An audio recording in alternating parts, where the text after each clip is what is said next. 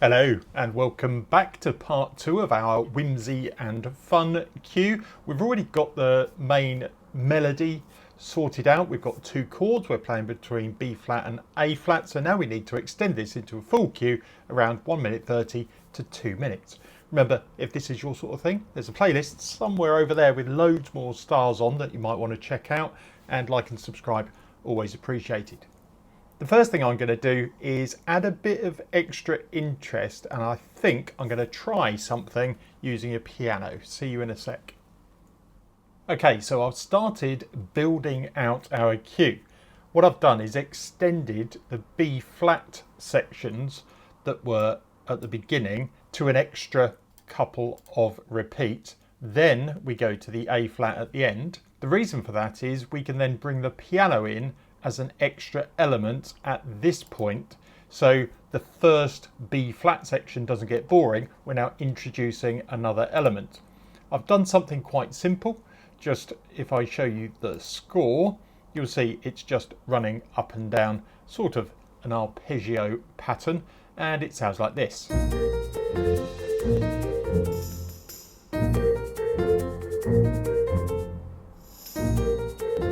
And then we've got a variation, obviously, when we change to the A flat.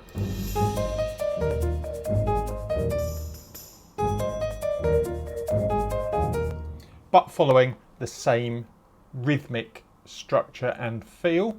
I think there's some nice edit points that are appearing here because of the natural breaks we've got in the rhythm. So editors are probably going to love that and be able to cut in and out where they need it. Okay, let's extend this a bit further into a longer cue.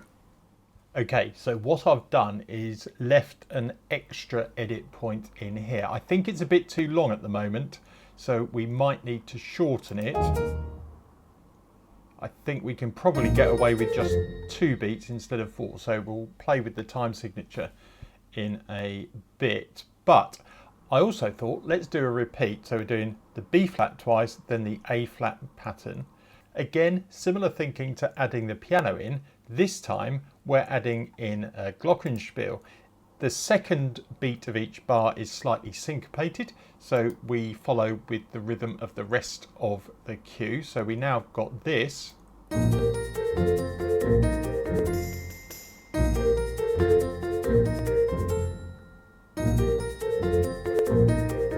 Again, we're adding an extra layer, a bit more interest. We're not trying to get the listener really bored listening to our tune. I think that's working well. We probably need some sort of breakdown now because we're at 1 minute 10 by here. So let's think what's going to go into the breakdown. Basically, it's going to be the same thing, but with stuff taken out.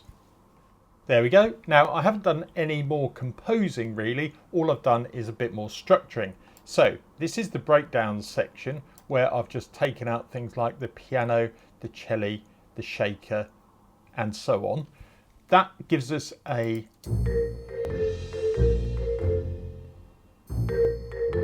nice minimalist middle section.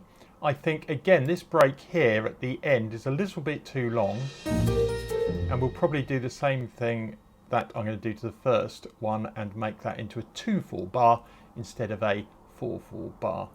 I think I'm going to do that now, actually, so see you in a sec.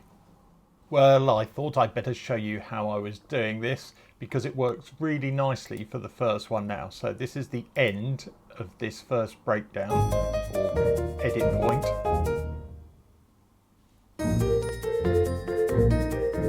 Sounds much nicer with that slightly shorter break. I'm going to do the same here. All I'm going to do in Logic is open up these global settings. We've got key signature. Put your marker in the right place. We're going to add a new time signature. We're going to make it 2/4. Okay. And then we're just going to move along by 2 beats and go back to our original 4/4, which means we can then close this, grab all the bits there and drag it so they're then starting on a 4/4. So you can see we're ending on full beats then. So now we've got this.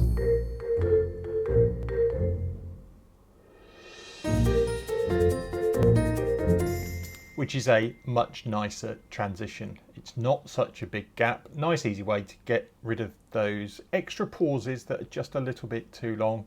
Swap your key signature out, 2/4 back to 4/4. Okay, I'm going to have a listen to this and see if anything else needs adding. Okay, so a couple of things. I've decided to add a xylophone. We're introducing it just before we go into the breakdown and then using it completely on the final section. So actually this is significantly different to how we've heard the B flat and A flat sections played previously. So we get this effect without. I think that works really nicely. The other thing I had to play around with was the shaker. So I've used exactly the same shaker, but I decided to vary it. So at the beginning you can see we've got them quite infrequently. Then we build up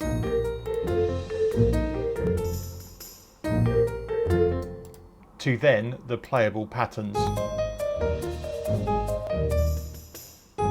But you can see we've got more gaps here, and then we have the longer sections out here. Actually, these are slightly out of time. There we go. I'm quite happy with that. If you are happy with the change you've made, get rid of the thing that you weren't happy with. There we go, that's committed. Can't change that any longer. I think the final bit I need is a tutti ending, because at the moment we've just got ba-bum, something like that on the end. Okay, I will see you when I've found an ending. Well, there we go. We've got a nice, neat ending now. So we've got this. And finish. I'll play the whole thing through for you as a bit of an outro so you can follow along, see how the different parts come in and interact with each other. Don't forget, like and subscribe, always appreciated. I will see you in the final part when we're going to mix and master and bring it all together. See you next time.